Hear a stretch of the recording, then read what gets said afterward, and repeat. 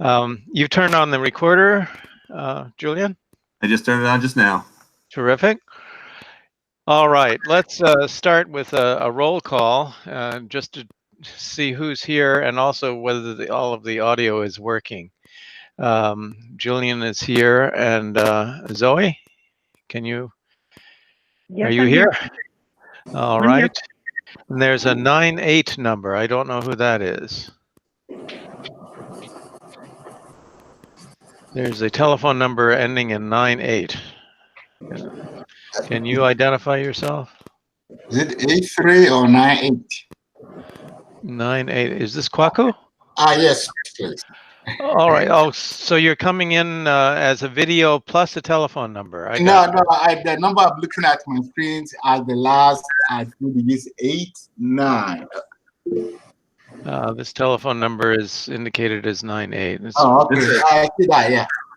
There's a chat saying that that Charles is Charles ending in 98.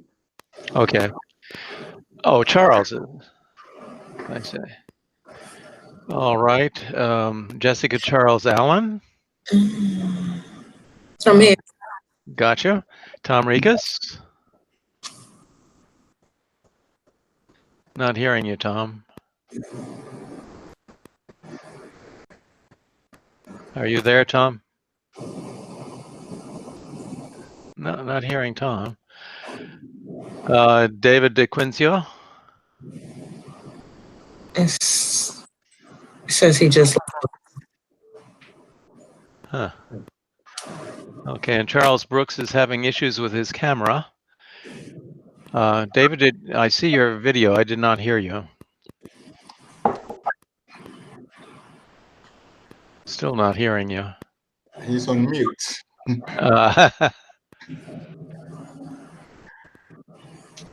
Okay, right. how about now? Okay, got it. Sorry about that. And we'll try Beth again. Beth, are you able to speak to us? I heard a dog.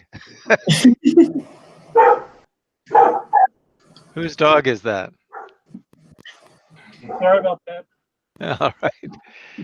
Okay, well, we'll hope that Beth can join with audio at some point, audio and video. All right.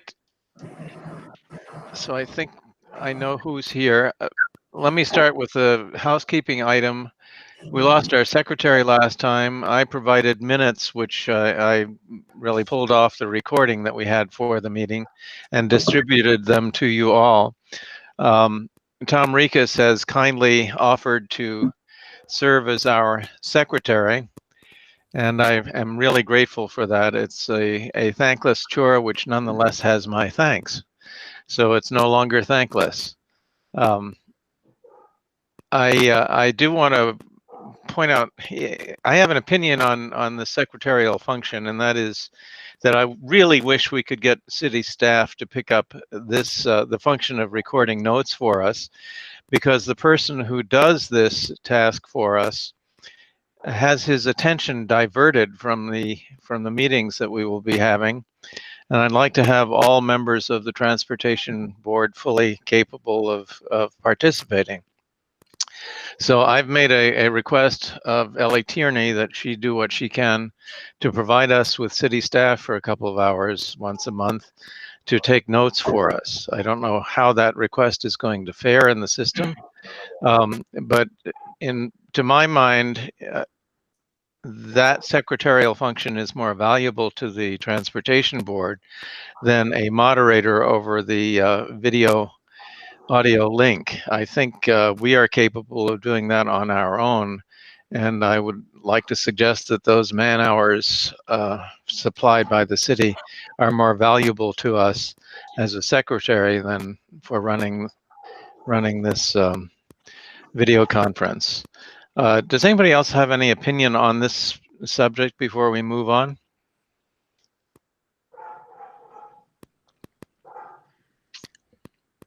I think it'd be a great thing if we could make it happen. Okay, thanks, David. All right.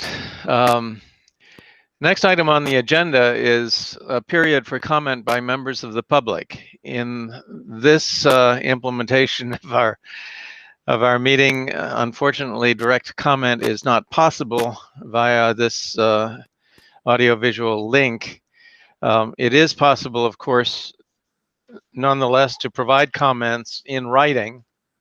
And I will give you my email address right here. It's kurtriegel@gmail.com.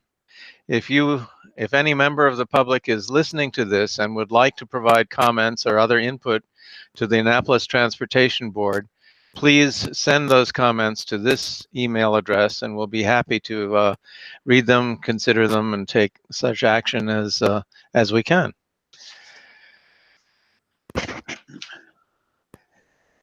The next item on the agenda, number 4, is the speaker. We like to have a slot on the agenda for every meeting for a speaker. And this time, the speaker comes from our own ranks in the person of Carol Kelly, who's not only an enthusiastic transit rider and user, but also very knowledgeable on the subject. And I'm turning over the floor to her to present what she knows and what she recommends. Thank you, Kurt. Can you hear me? Yes, indeed. I certainly didn't create these notes to think of them as a speech, but I will be reading them without a teleprompter. But they are the fruit of some long years of experience and some serious and very intense, in a way, thinking on the issue of especially transit in Annapolis. So I've noted that these are notes on Annapolis Transit. I do also want to preface my reading of them by indicating that after I drafted them, I watched the Shelley Rowe talk. Did anyone else see that? I hope so, because it was very, very good.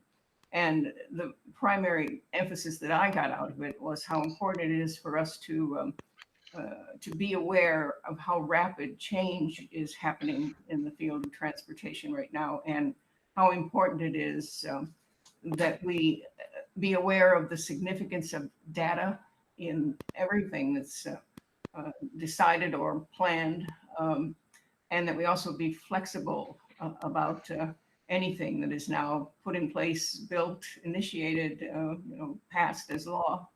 She was very effective in passing on the message of how rapid the change is and how big they will be.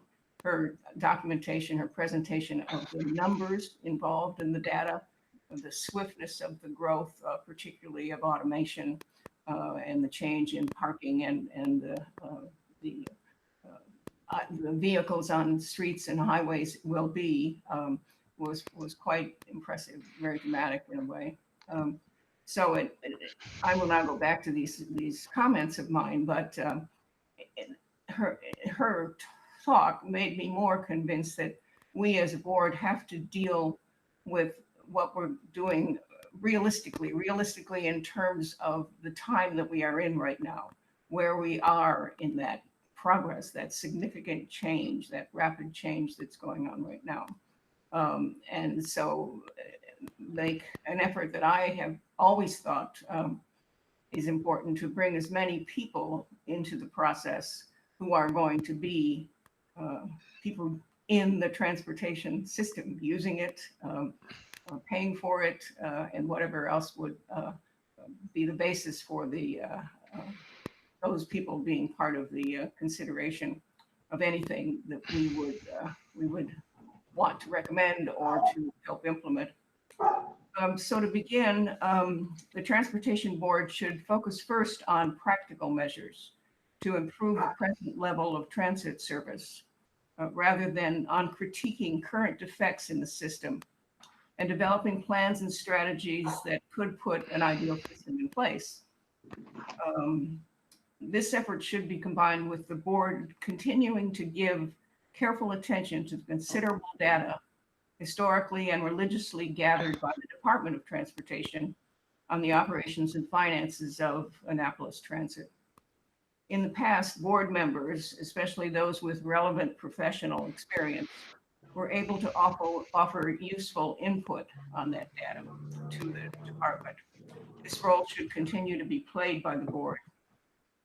In terms of a specific recommendation, and in line with my thinking that we want to do something practical that can be implemented and that can be a successful result of our thinking and effort, the board can now, right now, make to the appropriate existing administrative or legislative venue the provision of special transit in Annapolis with no fee. Can then be advised and interact with the department and the city to move this forward, and then have our feet wet, so to speak, in this practical implementation, this practical contribution to improving transit in Annapolis. One reason that these notes are more general than you might have thought I would be, the main reason is that at this point in my time as a board member and as a transit writer, I have no experience that justifies a criticism of the existing system. It works for me, for most part, without a flaw. It gets me where I want to go within the projected time I have to do it. It is relevant, I know, that I live on a transit route, a major transit route for both the city and county vehicles.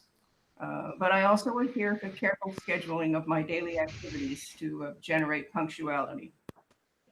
I have the patience to determine how those activities mesh with the transit schedules, and I research the ways the various bus lines connect with one another. Of course, I am not alone in possessing and utilizing these skills. Many of the current bus riders are as skillful as I am, and the DOT is responsive to us when our expectations are not met by the system. In addition, we have no qualms about calling the department, the dispatcher, usually in such instances. I personally have spoken a number of times to Rick, and he has been just as responsive and almost as immediate in contact as the dispatcher. A recommendation I will make is that the board find creative ways to generate interest in the general population in Annapolis and the surrounding areas in pursuing some or all of the features, my personal transit utilization, those rather vainly described character traits of mine of patience and diligence and punctuality are traits of most people, certainly people in our community. I think I represent the background of some of the more advantaged residents of the area who, unlike me, do not utilize public transportation, but who do have the ability to adopt some, all, or even more than the features of the system that work for me for their own social and social and environmental reward. In other words, there are people we can make the pitch to that this is the right thing to do. This will be a communication, advertising, and promotion challenge. It will not be a research study. It will not be in its first phase or in its higher form. It will not be a policy development, a gathering of expertise. It will be something that we do with the public. The DOT and the Transportation Board have done a good job in the past of paying attention to criticisms of the system by current writers, which is made up heavily of members of disadvantaged groups in Annapolis and the county. This was done with public meetings sponsored by one or both of the two civic bodies. Many of the currently effective operating policies of Annapolis Transit are the successful result of the utilization by the DOT of the information gained in communication with the public. There should be much more of it. And the advertisement of such communication opportunities should be made in a way to awaken not just concern about problems, but the personal interest and values, such as environmental ones, of a broad range of the population in Annapolis and its surrounding areas. In other words, the Transportation Board should conduct outreach and hold frequent public meetings to gain public input about not just improving the system, but using the system. In this regard, talks by outside experts and activists and people like Shelley Rowe, whom many people, many citizens of Annapolis would certainly appreciate and understand, even in some of her technical complexities. These should be sponsored by the board, and they should be made widely available to the public.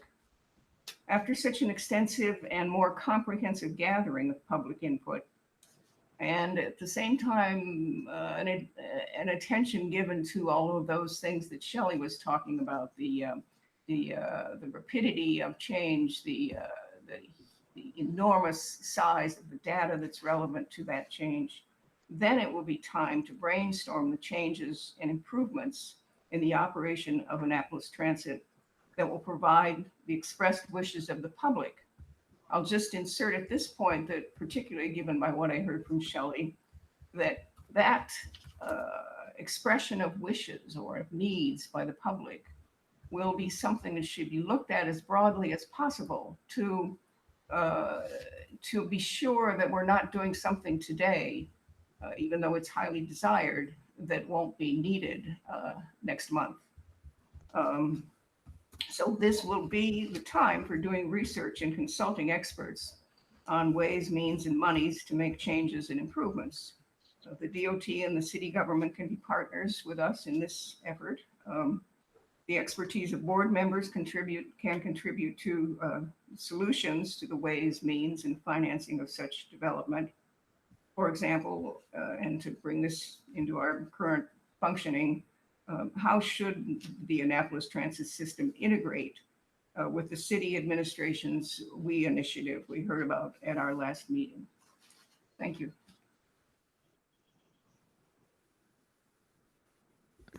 Thanks so much, Carol. Any discussion before we move on?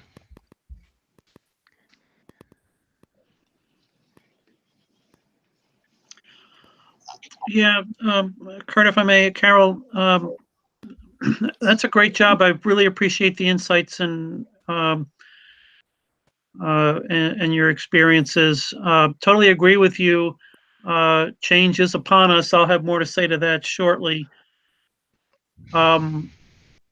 I'd be interested in hearing more about what you hear and observe from your fellow riders about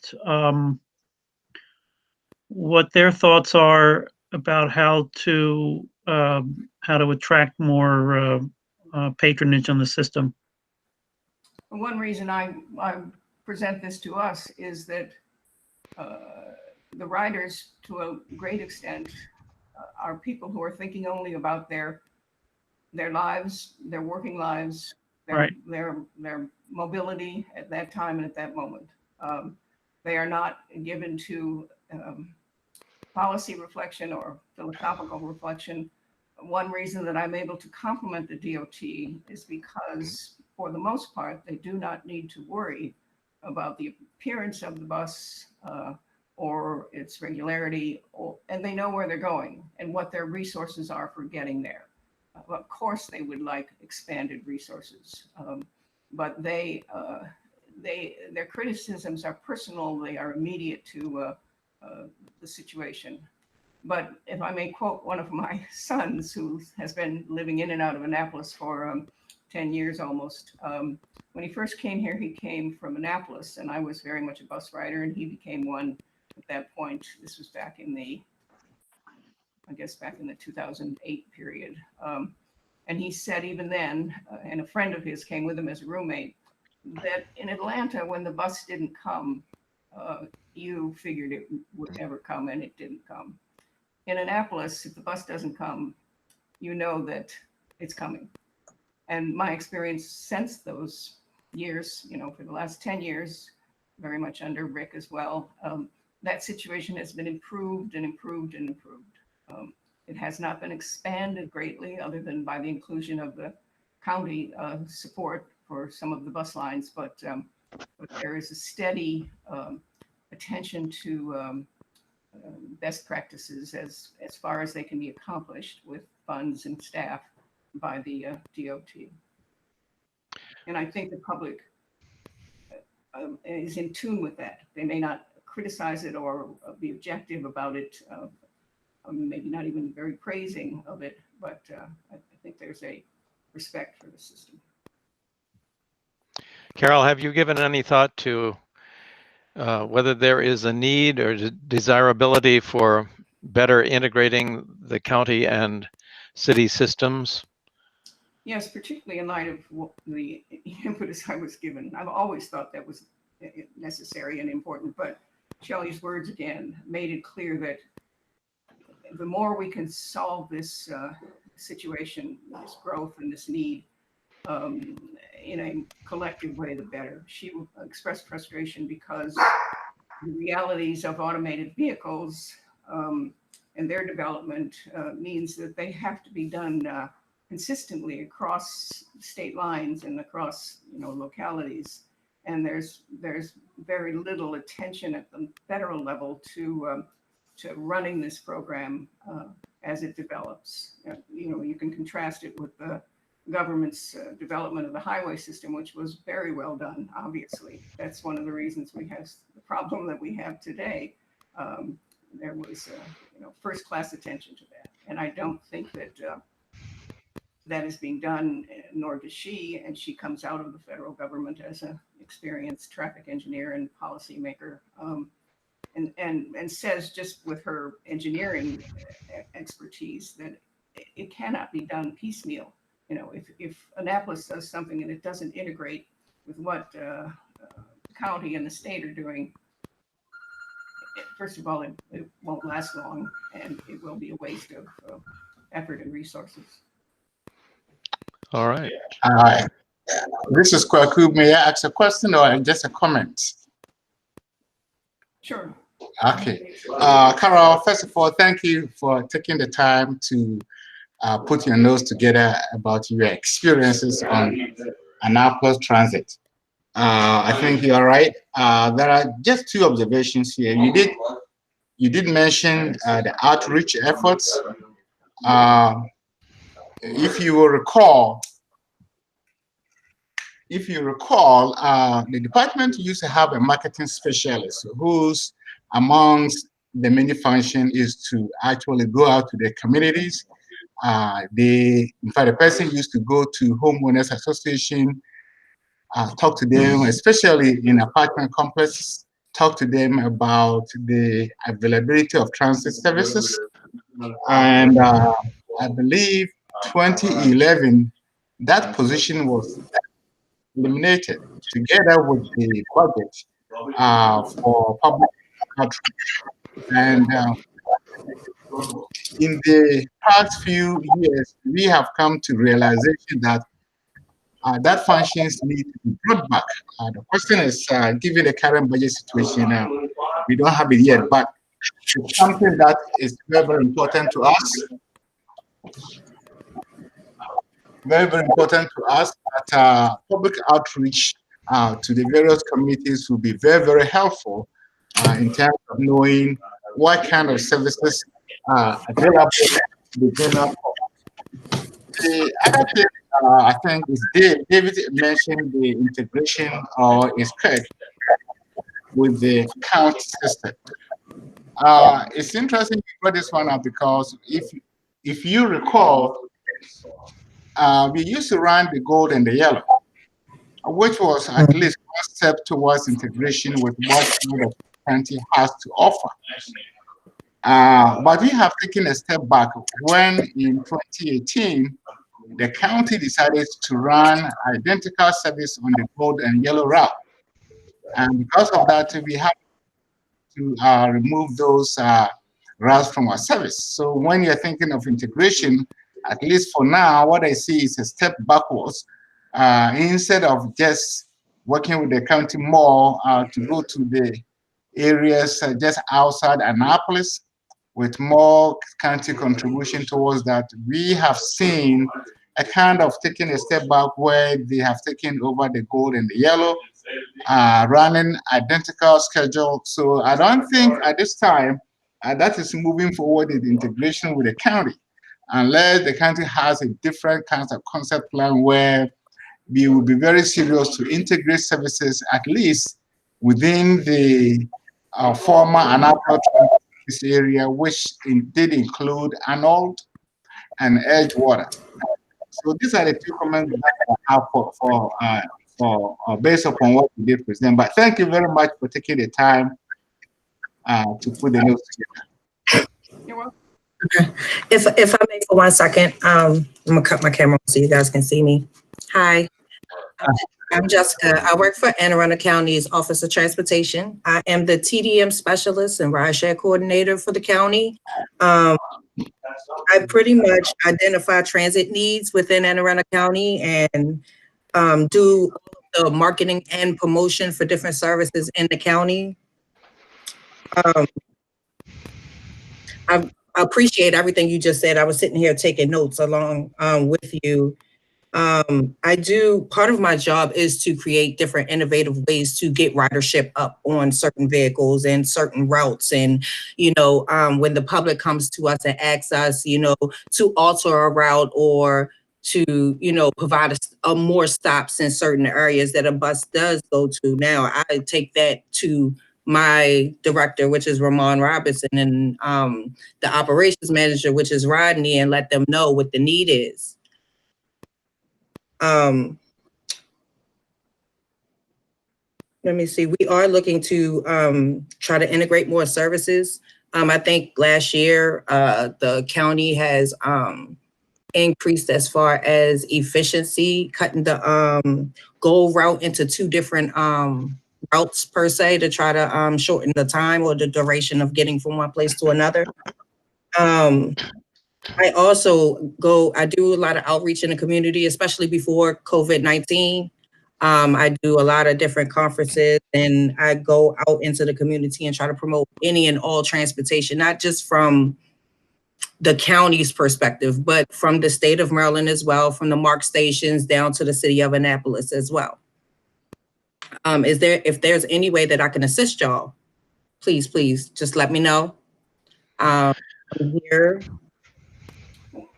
One of the things that was so highlighted for me just today, watching the talk by Ms. Rao, was inclination of young people, including millennials probably, particularly very young people, to disregard the choice of driving a car, the lack of interest in driving a car. We know the ease with which they have gone into shared riding, with Uber. But with the right marketing, I think that those young people could be attracted to the buses.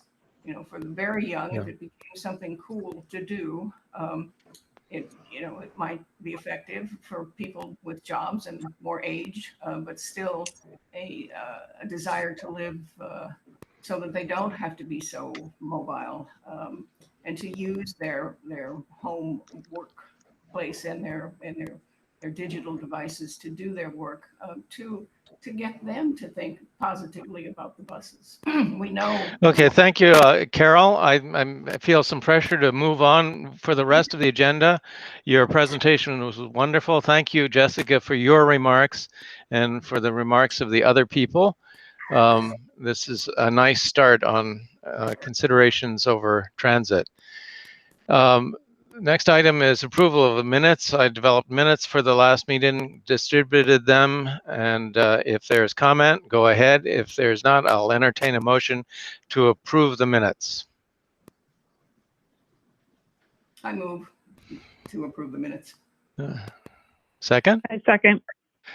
Thank you. All in favor? Aye. Aye. C3, everybody else is muted, unfortunately. But, Aye. okay, I think that's a quorum. That carries. The minutes are approved. The next item is legislation. The only item of legislation that I'm aware of is 0720 before the City Council now. It has been discussed on first reader and in 2 city committees. One, the Transportation Committee, which I believe has concurred. on the language as originally presented, and also in the Rules Committee, which met recently and had great difficulties over some parts of the language. Ross, in particular, questioned the legalities of the ordinance as presently written. And so I'd like to turn this over to Tom Rikas, who may have looked at this in more detail than I have. Hear me, Kurt? I had some problems with my audio earlier. With regards to anything, we defer to the Office of Law. So I have no comment on what, Alderman Arnett may have been challenged by. As far as this committee is concerned, we should interpose no objection to this legislation. I'd like to make a comment at risk of being too verbose in this meeting. Again, referencing Shelley Rowe, she made the point that as transportation changes, the importance of offloading and loading zones is going to be very important, not just for shared rides, but for deliveries, for things we'll be doing digitally. So this, to me, looks like the first step. It may not have come out of that reasoning, Shelley's reasoning, but it's certainly a step that would benefit that long-term development process. Tom, there's one other matter which is related to this. I don't believe it's covered by the language in the present version of the bill.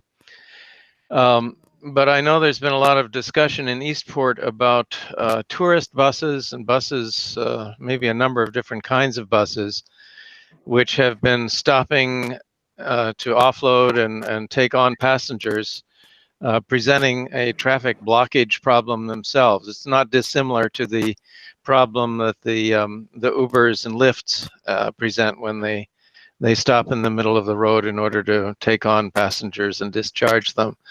And I wonder if the legislation is amenable to killing two birds with one stone.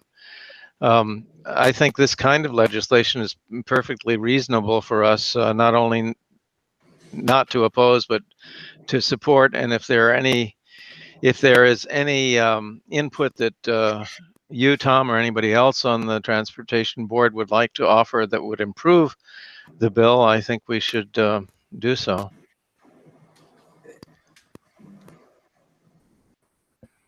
That's acceptable. I will go back and take a good hard look again at the language.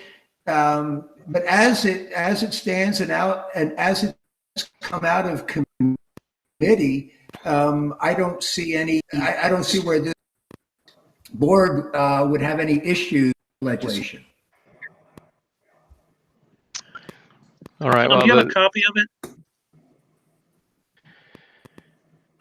I do. I would have to refer you to the city website, which is all legislation is available. Today, excuse me, Tom. Today's the agenda that I distributed to you has an active link to that legislation. Okay. So you just click on it and you can get it. Now, I know there are going to be amendments that are proposed, I suppose, in the Rules Committee. Ross Arnott's principal objection was, as I understand it, that the language is so imprecise that you can't tell what regions of the city are targeted, or even what services are targeted. And there was some question about who has the legal authority to designate such zones. He was holding that the city council holds that authority, and the transportation department does not. And I have no opinion myself. I just know that the arguments exist.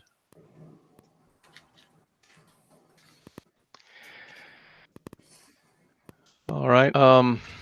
If we can dispense with that for the time being, the next item on the agenda is what I hope will be final adoption of a statement of our priorities and our interests in the form of an Annapolis Transportation Board document, which we've been working on, listing our general priorities and member leads. I received from Zoe suggested changes in language, which I have incorporated, and I can't remember whether I sent it around to you yet. No, I don't think I've sent it around.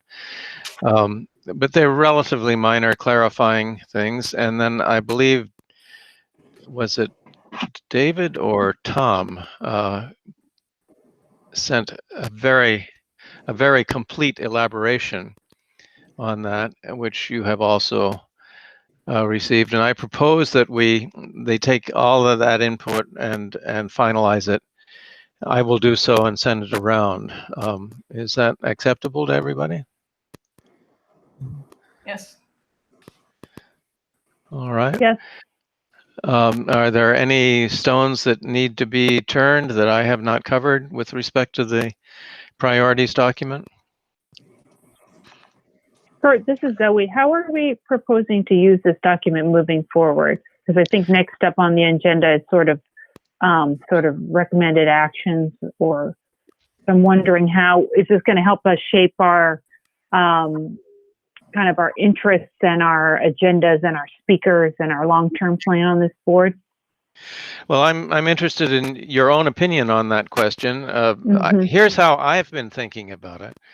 That these general assignments of interest areas and priorities would be useful to guide us and informing work committees to pursue each of the specific recommendations that we will be making to the city regarding transportation improvements.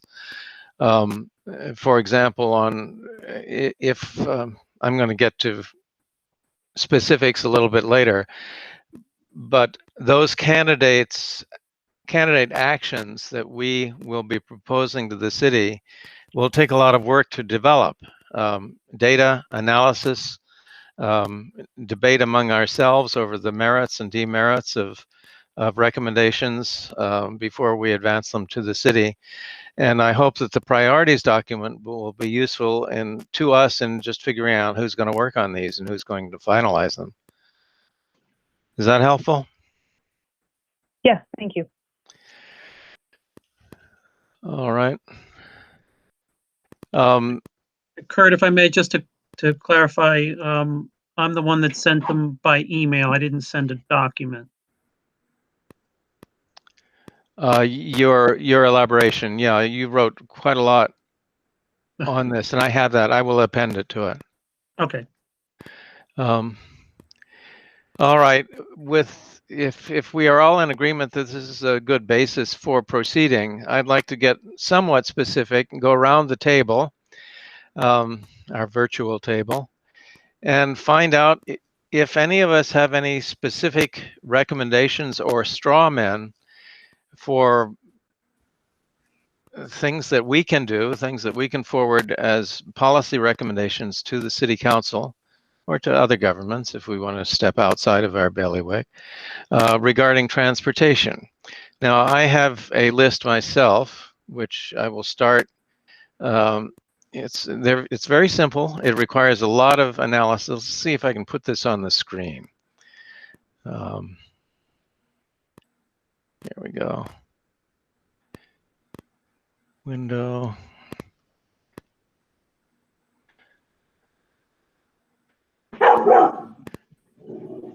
Now, can you see a list priorities, straw man, ATB recommendations? Can all of you see that?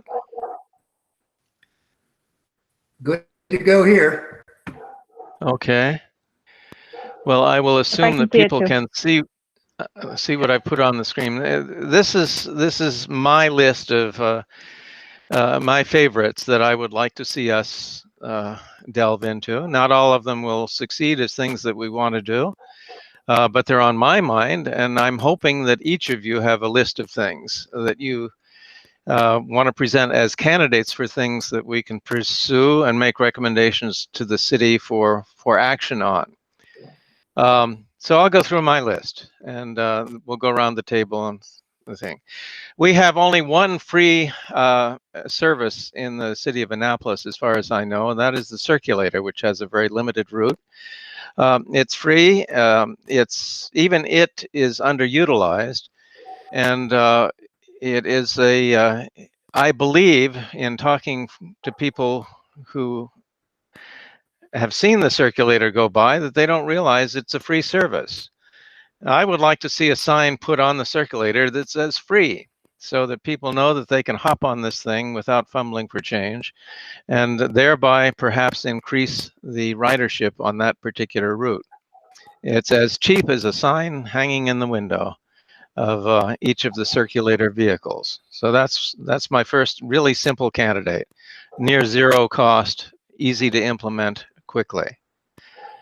The second one has to do with my unscientific observation as I go around from bus stop to bus stop, that the ones that I've seen have no indication of which buses stop there, what schedules those buses stop, no information on how to go on the internet to get that information.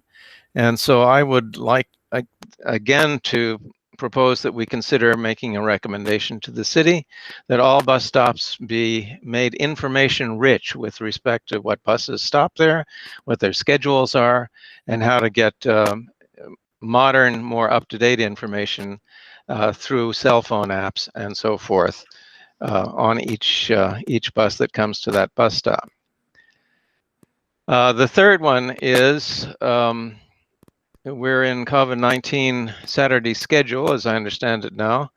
I would like to have the city release a schedule on when and how we will be resuming a regular transit schedule. The next one is, this is a big one. I think we should look into how the city might transition to a zero fare bus system, transit system, to enhance the use by the public of our transit resources. They are underutilized now. We are carrying too many empty seats around, and one way of encouraging people to use it more is to get rid of that fare. The numbers that I have looked at indicate that fare collections account for a very small percentage of the total cost of running our transit system. That is operating cost plus amortized capital investment in that transit system. And if something like 5% of the cost of running the system can make a difference in how heavily that system is actually utilized to deliver the service that it was designed for, if we can get rid of that barrier and make a big difference in transit usage, I think it would be a very good investment for the city.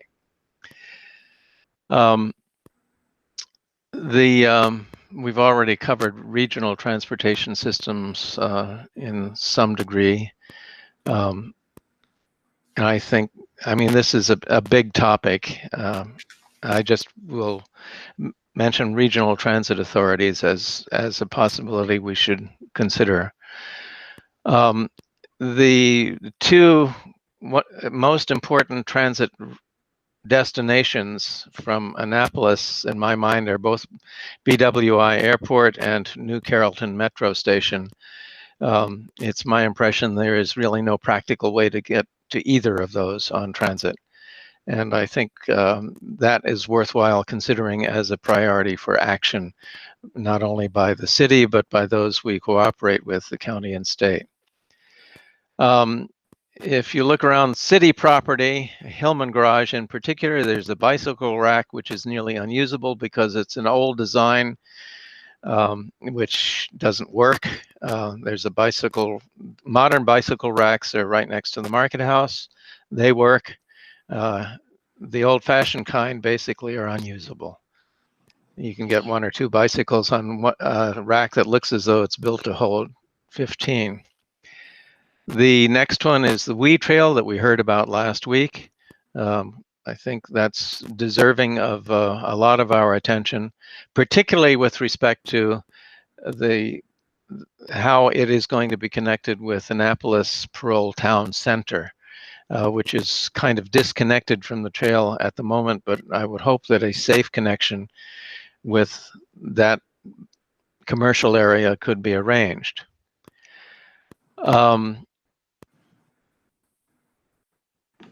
The bicycle infrastructure, Annapolis has made some progress on what I call paint, unkindly. That is near zero cost options of painting bicycle lanes and putting up signage. But we have made almost no progress toward developing safe bicycle infrastructure, paths where people are not afraid to ride.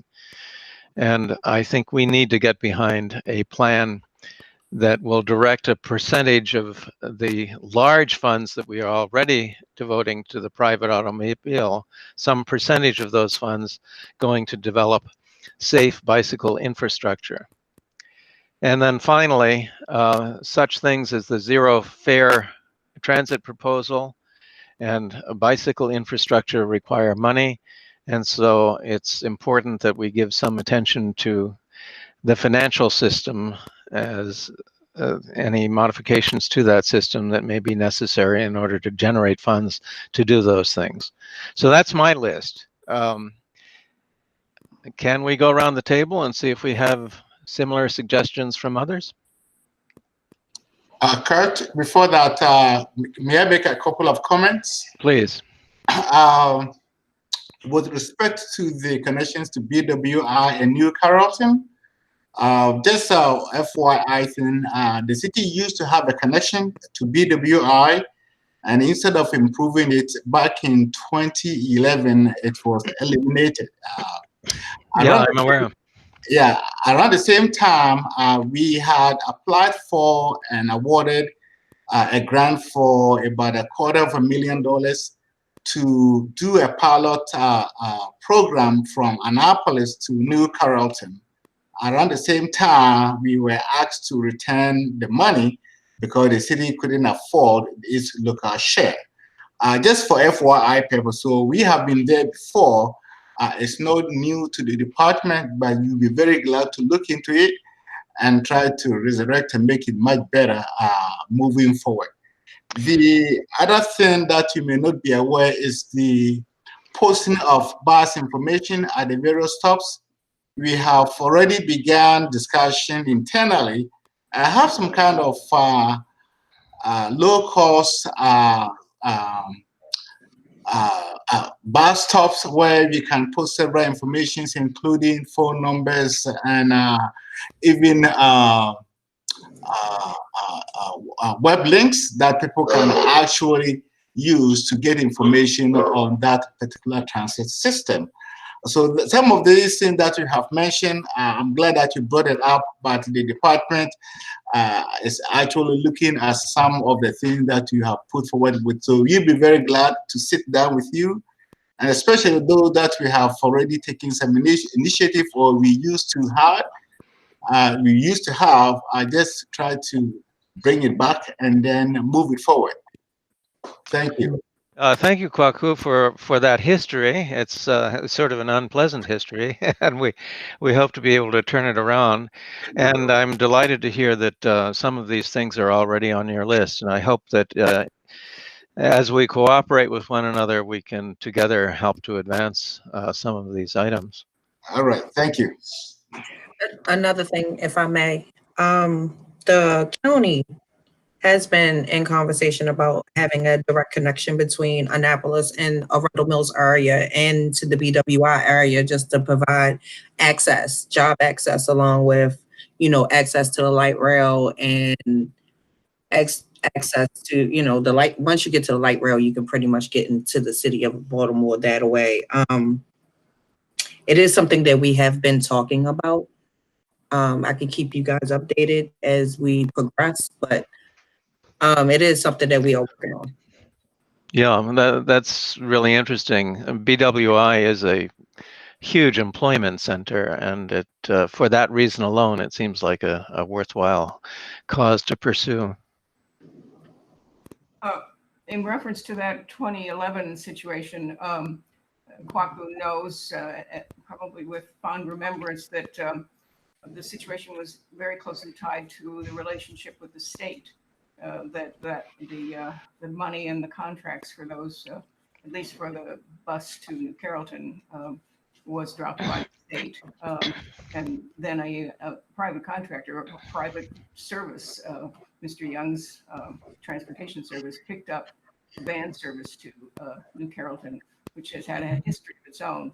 But there might be a way to resurrect, not necessarily Mr. Young, although I think he's still in operation, but that larger consortium of Annapolis, the county, and the state for getting people, particularly like you say, Kurt, to BWI.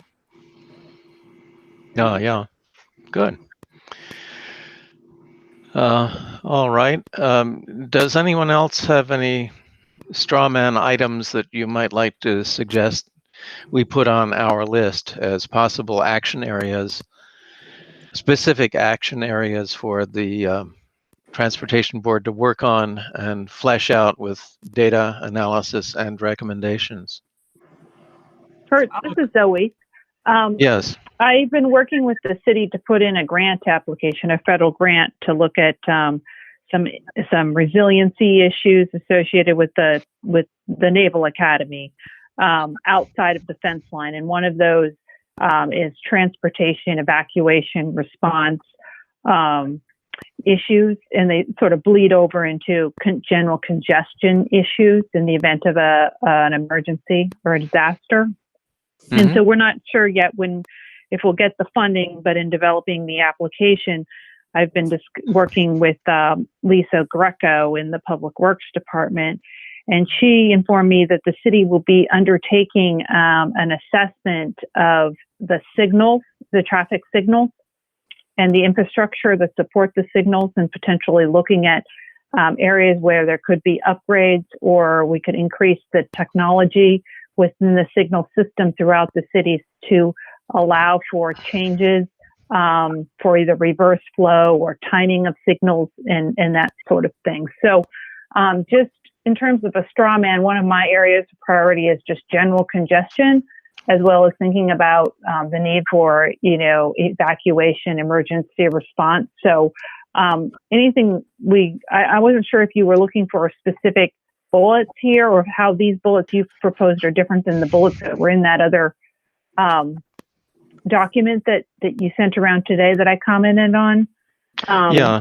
Are the same document you're proposing to add these to that? Or because I generally I would like to see one or champion one just around looking at ways of upgrading technology to help with ease congestion during, heavy usage periods.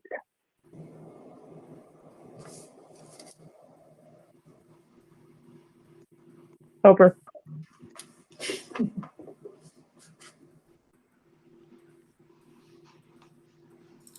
Kurt, you're muted.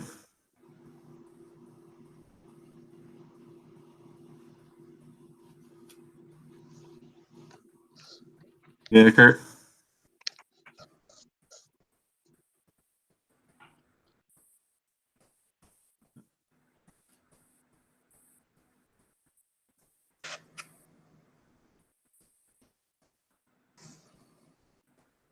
Here, am I back? Yep, you're back. This is weird. It just sort of did it on its own. Sorry. No, I think those are wonderful remarks, Zoe. To the extent that you can make these not so global and actionable discrete items, I would really encourage that. I'd like to be able to formulate action recommendations from the Transportation Board to the city government, things that we can actually do, and if that's funding an evacuation plan, any discrete items that such as you've mentioned would make sense. My list is very simple-minded. They're not global at all, and I was hoping that we could come up with some things that are some of which can be done in the short term at low cost. Others, at least, are identifiable and describable in terms simple enough that the city might mobilize action to address them.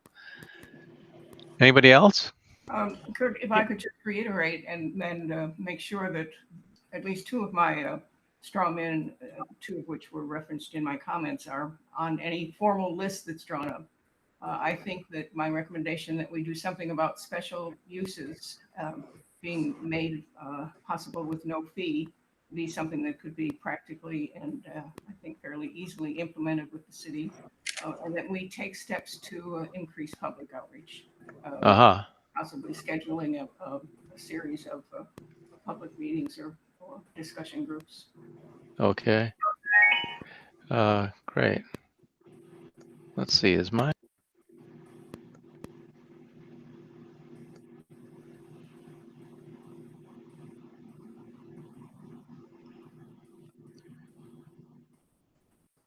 Troubles here. Can you see me again? Yep. Okay. All right, can we continue going around the table? Anyone who feels they have something to contribute, please do so now. Dave DeQuincio, if I may. David.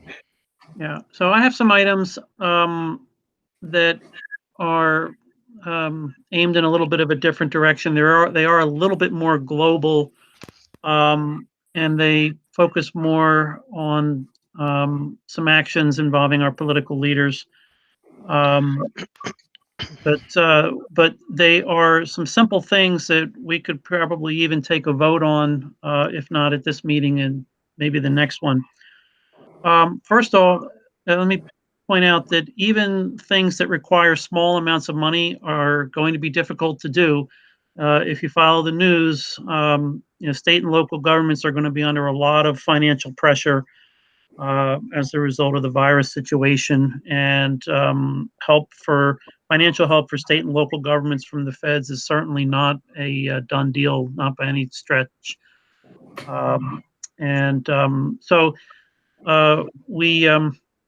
I do think we need to devote some part of our efforts to advocating for funding and things of that nature, and being aware of the political environment that we're in. So, and I think on the board there's a lot of talent and knowledge on this board, so we can do tangible things, and we can do these other things too, I think, at the same time. So the first item is that I learned back in January that a group of state legislators had formed a transit caucus. And shortly thereafter, I emailed Senator Elfreth and delegates Kane and Henson, asking that they join the caucus. Senator Elfreth never responded. I didn't get any answer from her or any of her aides, nor did I get any answer from Delegate Henson. Only Delegate Kane responded and said yes, she had joined this caucus, and then she went and resigned. What I'm suggesting is that we, the Transportation Board, formally adopt a resolution that calls upon the City Council to adopt a resolution requesting Senator Elfreth, new delegate, recently appointed Delegate Jones, and Delegate Henson to join that transit caucus. I think it has important visual and political implications. When we, the city, are looking for money, opponents may come out of the woodwork and say, well, geez, the political leaders representing your area aren't on board. See, they're not members of the caucus. David, is that caucus comprised only of state legislators? It is. It's a caucus within the state legislature. It's made up of state senators and delegates. Great, thanks. And yeah, as you can probably tell in my voice, I'm quite put out that I didn't get an answer from the senator or from the other delegate. sometimes, they do operate as a kind of a troika, and sometimes they decide among themselves who is the best representative of that 3-member Anne Arundel delegation to take on a task. And I don't know, but I'm guessing that might have occurred in this case. Right. But that is something if nothing else, then putting a resolution on the table would flush that out of the bush, and we could get some idea what's going on. David, may I ask you a question? Yep. At one point in the past, there was also a recommendation from one of the members that the board periodically write an op-ed or an opinion piece in the Capitol. And the proposal was mainly to get ourselves noticed, not to push any particular matter. Are we precluded by the nature of our appointments to write letters to the editor, to do something to publicize something like what you're talking about right now, which is a political issue? No, we're free. We're free to do anything. And in fact, I think the board should, from time to time, speak publicly in media of that type, Carol. When we have an issue that we're taking a position on as a board, we're not only free to do it. I think it's it's quite desirable that we state our opinions. Well, David's also his suggestion that this go to the city council initially. Yeah. Respects the fact, I guess, the political fact that we are appointed to this board by the mayor. I mean, there is some politics, whatever they are, to our role. But the essence of our job is to make just this kind of recommendation to the city council. Our community, but we are nevertheless appointed by the city council. Yeah. Yeah, and part of what the city council looks for us to do is to suggest ways that we can make improvements. And I don't think we should shy away if that involves things of a requests of our elected officials. Right. Excellent suggestion, David. Did you have other things on your list too? I do. An organization, there's an organization, I think Kwaku is familiar with it, which is National Association of City Transportation Officials. And this organization has been working on a much needed blueprint for how autonomous vehicle companies should operate within urban environments. This is really, really important. And my ask here is that we adopt a resolution recommending that the city sign on. Now, I'm not sure what form that takes. I don't know if that's something that the council would have to take up, or if the city's transportation professionals can do that on their own. But we should sign on to that blueprint. I can go on at length about this, but I'm just going to give you a quick summary as to why. The whole autonomous vehicle industry is a very interesting creature.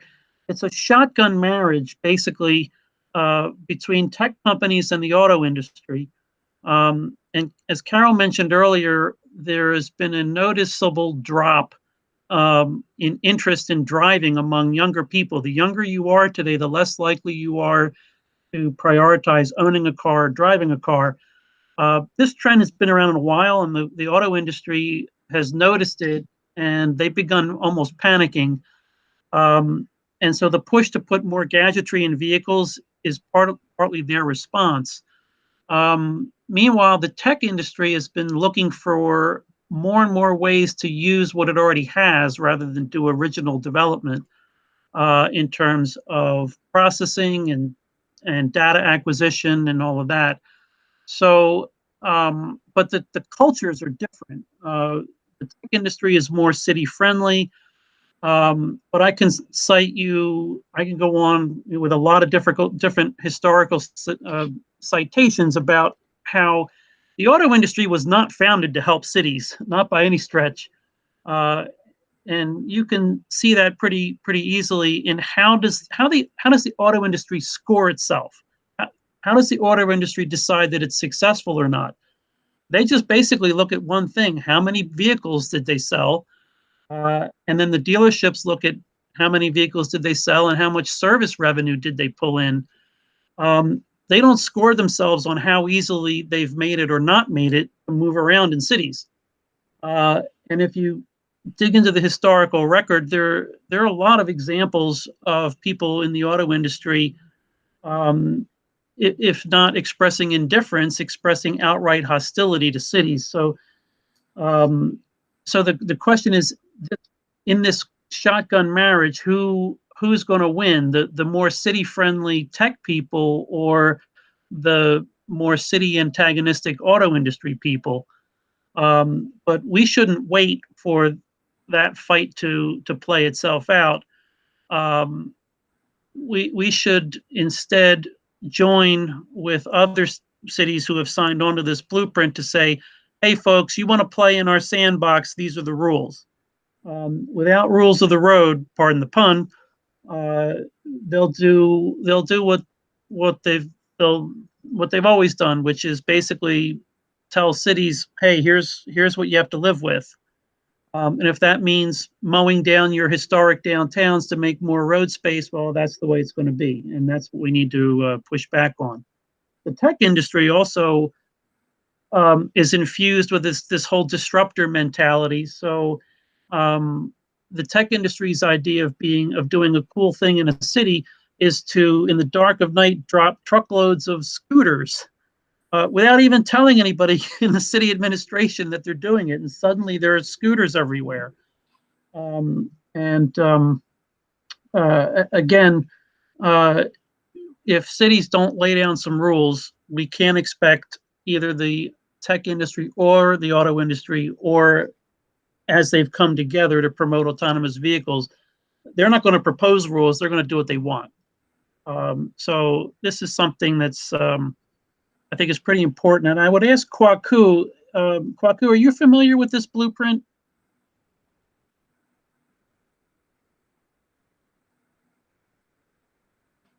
Not hearing you, Kwaku. Yes, there is one here at home in Maryland where the state government has put together a group of professionals to look at that.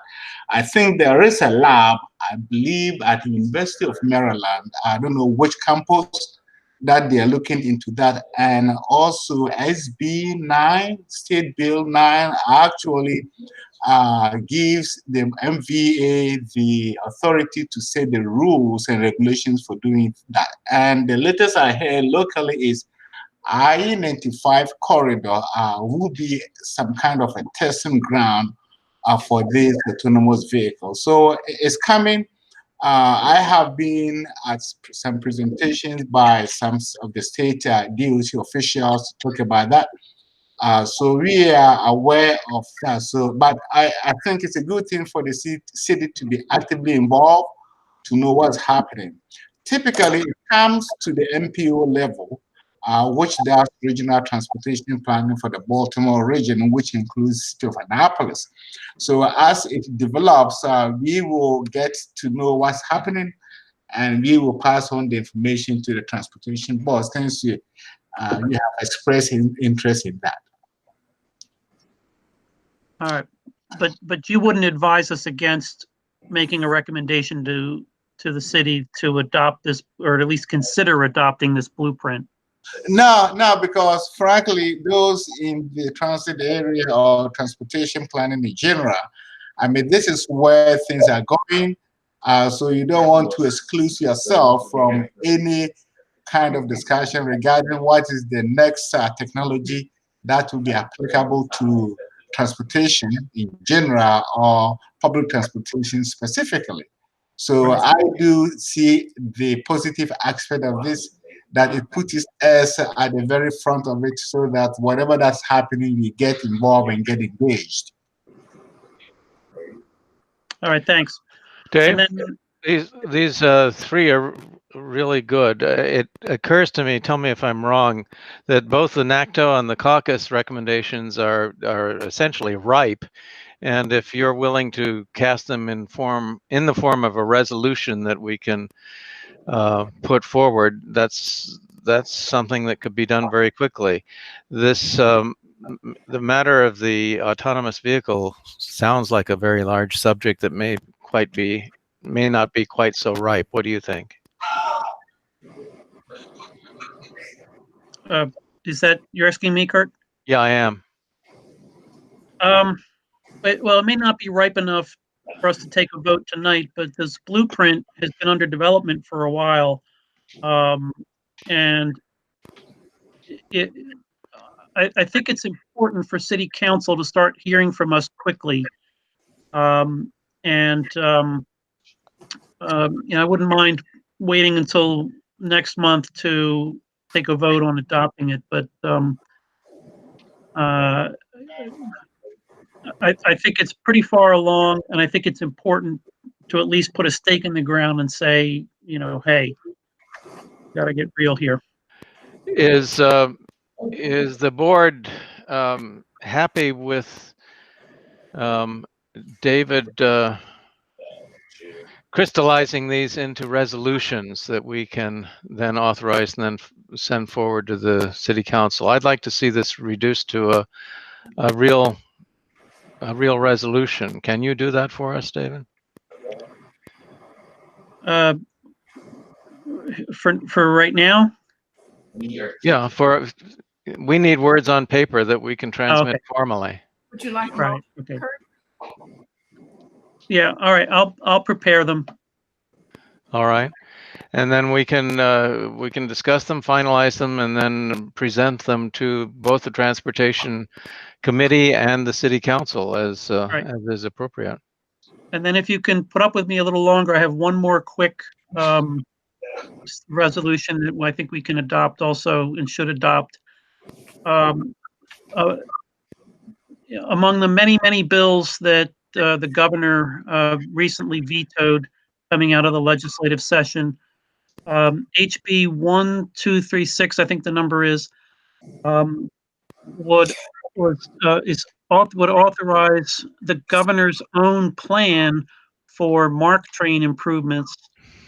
In other words, it came out of his own administration, yet he vetoed it anyway, citing uncertainties, et cetera, with the virus.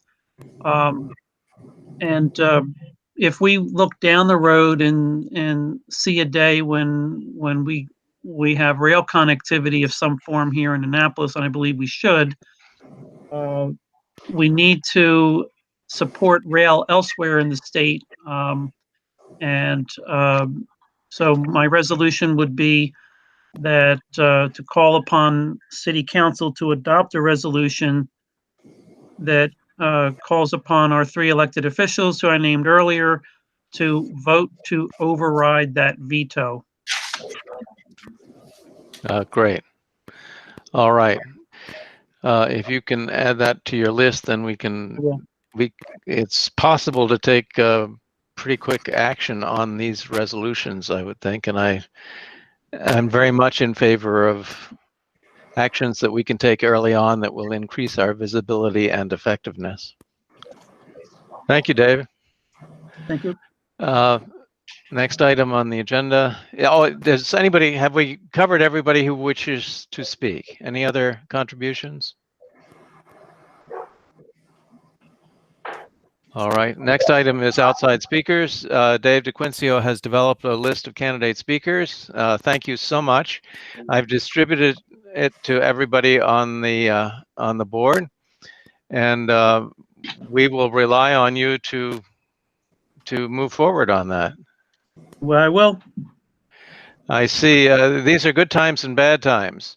They're bad times for getting speakers to come to us, but they're good times for getting them to participate, even those that may live some distance away from us, to participate remotely. And there's actually a chance we could get speakers that we could not otherwise get because we don't have to take care of transportation logistics.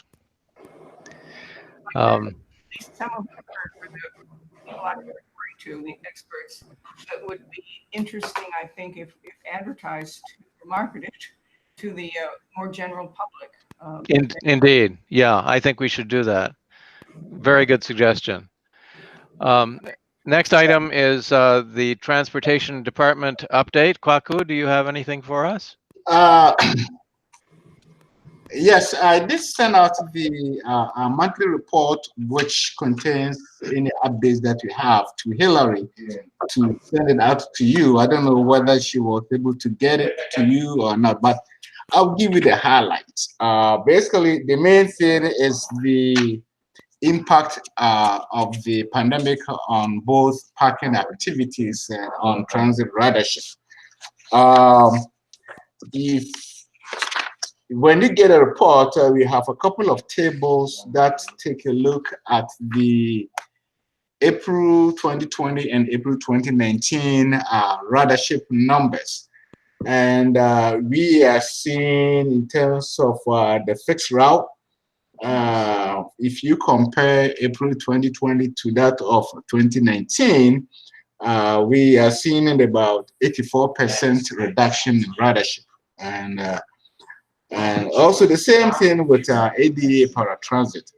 Parking, I believe, is even on the higher side, where in terms of parking in the city garages and lots, if you compare April of last year to April of 2020, it's dropped by close to 95%. In terms of on-street parking meters, that was even worse, a reduction of about 97%. And of course, on-street citations, where we do enforcement, we also saw a reduction of about 90%. So talking about funding, it makes the city, it puts the city in a very difficult financial path for now, unless we see a quick recovery. Because as you may know, the parking revenue, the excess parking revenue goes into the general fund, and portion of it is used to fund the public transportation, especially after taking into account fare revenue, advertising revenue, and all operating grants. So the picture is not pretty good for both parking and transit, which the department oversees, but we hope that sooner or later it will be turned around. The other piece of information I would like to share with you, as you may be aware, is that the federal government passed the CARES Act. And in that act, there is some money that is given to FTA, Federal Transit Administration, to help minimize the blow of various public transportation agencies across the country. We were informed by the Maryland Transit Administration that Annapolis Transit will get some money or funding through this CARES Act. And with that, that will help minimize any losses that we will experience as a result of the pandemic. So that's very interesting. That'll help a little bit. I don't know what the numbers involved are. Is it true, Kwaku, that even through this this shutdown, that the sources of revenue, and I'm thinking of parking revenues plus enforcement revenues, have they been fully staffed so that the revenues could continue, or were the revenues reduced not only because there was less demand, but there was less capability of collecting it? And it's not the capability of collecting it. They are fully staffed. And frankly, the parking enforcement was relaxed a little bit, given the pandemic, but generally people are not coming to town. So it's not the lack of ability to collect the fund or the money. It's because people usage has gone down drastically. Yeah. All right. Well, thank you very much for that report. If you can send it to me, I do get these reports, and we'll distribute them to everybody if you like. But Okay, send them this way. Okay, I will. Good. All right. We're now at the point in the agenda where we can take up new business as the members would like to introduce. Are there any items for discussion, adding to future agendas? Yeah, Kurt, I have one, but I'll wait to see what anybody else has. I know I've had considerable floor time already. All right. Any other ideas? Hearing nothing, the floor is yours again, Dave. Okay, this won't take too long. And so I'm going to ask some questions about some, I want to mention a couple of names. I'm just going to ask if anybody recognizes these names. And this is not to show off any special knowledge or anything, but it's just to kind of gauge, it will help me gauge kind of how to focus my efforts, and it'll tie into some of the things that I'm thinking that I should be focusing on as part of my participation on the board. So the first name I'm going to throw out is Randall O'Toole, O''Toole. Does anybody recognize that name? No. No. No. Okay. Next name I'm going to throw out, Wendell Cox, C-O-X. No. No. Okay. Both of these two gentlemen are very prominent and active in transit opposition circles. And they won't bother us for little things like, trails and not little in the sense of national significance, okay? I'm not saying the trails aren't important. Trails are important. But at things that are not requiring huge expenditures, things of that nature. But the bigger things looking down the road that we may want to do, particularly if they involve rail, you can count on Mr. O'Toole in particular. He will come to town and he will rally opponents. And he is a very gifted rhetorical guy. He's not really a transportation expert. His background is forestry. And he grew up in a rural area, Pacific Northwest. And he and his girlfriend years ago had a bad experience riding an Amtrak train that was delayed for many hours by freight traffic, as is often the case. And he wrote a disparaging editorial about his Amtrak experience, and that editorial caught the attention of the Cato Institute, which is funded by Koch brothers money. And fast forward today, he's a fellow at the Cato Institute, and they pay him to go around and torpedo every rail project that they can. So Nashville is a city that's been looking at rail for a while. Their effort went to the polls and failed. He was instrumental in causing that failure. And you'll see him pop up elsewhere. Now he's unsuccessful elsewhere. But he trots out all the usual that, all rail projects and transit projects in general are boondoggles. Nobody rides it. It's a waste of money, etc. And Mr. Cox is also in that same ilk. He's been less vocal lately than Mr. O'Toole. But he's funded by the Heartland Institute, which is another very right-wing policy shop. I just mention these people because if we really are serious about implementing a larger vision, we got to be ready for them. We have to head them off at the pass. So that is why I wrote what I wrote in terms of being the advocacy and opposition preparedness person. I have been working on ideas for how to attack their arguments before they make them, and how to neutralize them before they even show up. But it was helpful for me to hear that these are not names that you folks recognize. So part of one contribution I can make is helping you all understand that there is opposition to what we want to do, and that we have to be ready for it. Indeed, there is. That's a very good caution that you have raised. Subsidies are basically directed toward every form of transportation, but somehow those that go to public transportation options turn out to be more vulnerable than those larger subsidies that are directed toward the private automobile, and that is the cross we must bear. Right, and I have a plan for attacking that as well, but I won't go into that tonight. Okay. Any other remarks before we consider adjourning?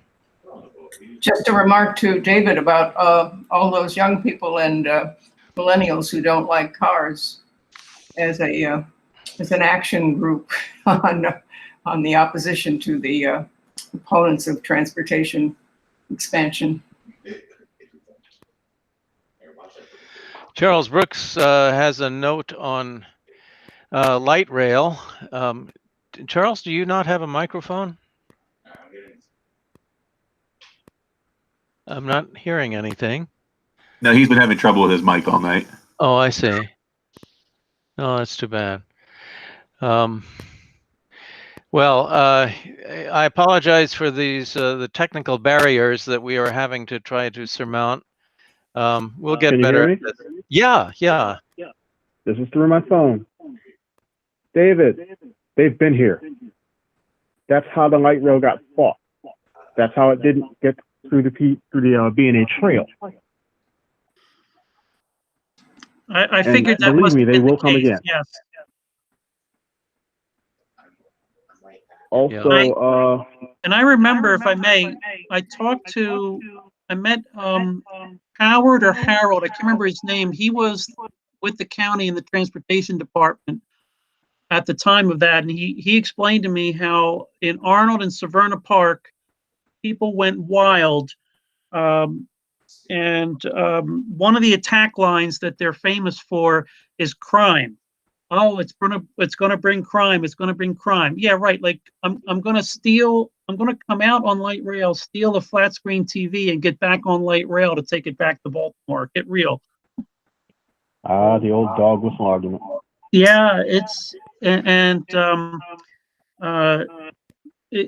if you're not ready for it, it spreads like wildfire. And of course, the counter argument to it is that at any given time, somewhere on I-95 from Miami to the border up in Maine, right now on I-95 are human trafficking victims in vehicles, illegal drugs, illegal weapons, all kinds of things are moving on I-95.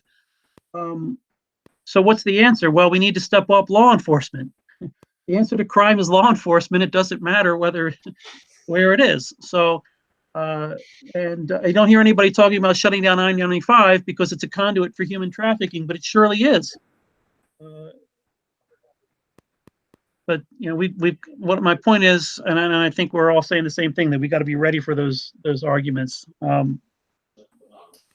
Charles's reference to the opposition to the light rail reminded me of what has now become an academic understanding of how Annapolis's isolation as a transportation destination was inspired by a desire to keep criminality out of Annapolis. I've forgotten the name of the book that was written about basically redlining, I think, in cities, but there's a reference to Annapolis in that recent publication. Thanks, Charles and Carol. We've been going on for about 90 minutes now, and so I think it might be appropriate to entertain a motion to adjourn. I move that we adjourn. All right, all in favor? Aye. Hands? Aye. Okay, thank you so much for your participation. There have been lots of good ideas, eloquent presentations, and I think we're off to a great start. For manipulating all this paperwork for us and online activity. Good. Thanks, folks. Thanks. Thank you.